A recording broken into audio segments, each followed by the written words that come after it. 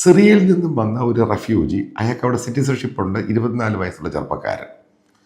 അയാൾ 14 വയസ്സുള്ള ഒരു ചെറുപ്പക്കാരൻ ഒരു വിദ്യാർത്ഥിയെ കുത്തിക്കൊല്ലുന്നു.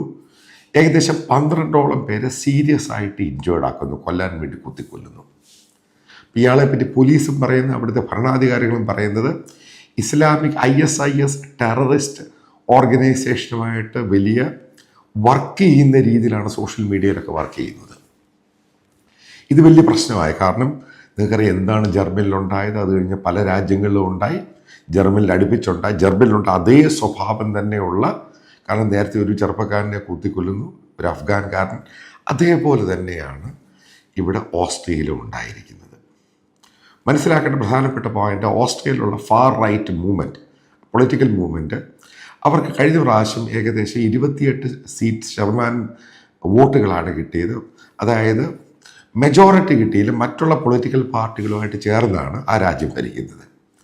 അവിടെ ഏകദേശം 7,45,000-ഓളം 8% പോലും വരുന്ന മുസ്ലിം കമ്മ്യൂണിറ്റി ഉണ്ട്. ഇതിൽ ഏറ്റവും കൂടുതൽ റെഫ്യൂജിയായിട്ട് അവിടെ വന്നവരാണ്. ഞാൻ ഇതിൻ്റെ അകത്ത് വീണ്ടും ആവർത്തിക്കുന്നു, ശരിക്കും മലയാളികളുള്ള ഒരു യൂറോപ്യൻ രാജ്യമാണ്. കാരണം മുസ്ലിങ്ങളായിട്ടുള്ളവർ യൂറോപ്യൻ രാജ്യമാണ് ഈ ഓസ്ട്രിയ.